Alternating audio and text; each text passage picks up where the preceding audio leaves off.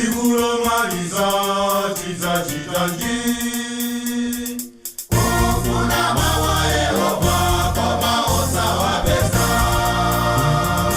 Sigulo maliza chiza chitanji kufuna mawa Yehova koma osawa pesa.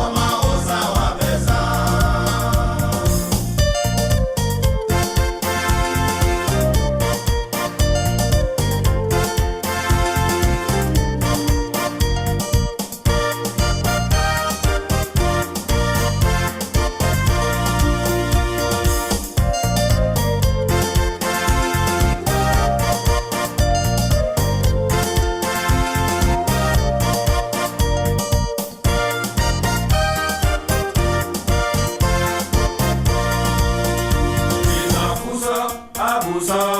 mudibarize Abusa zanela kuti ine nawe yata Izafusa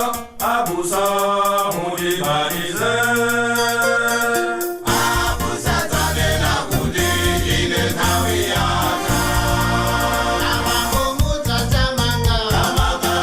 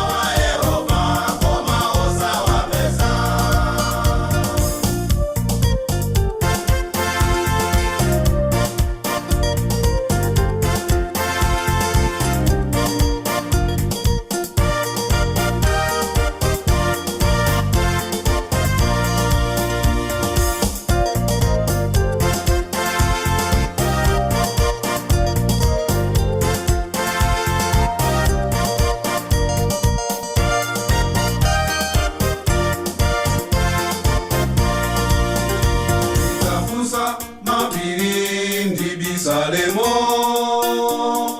Mabira zanela kuti nafe nawe yata Izafusa mabanga bisalemo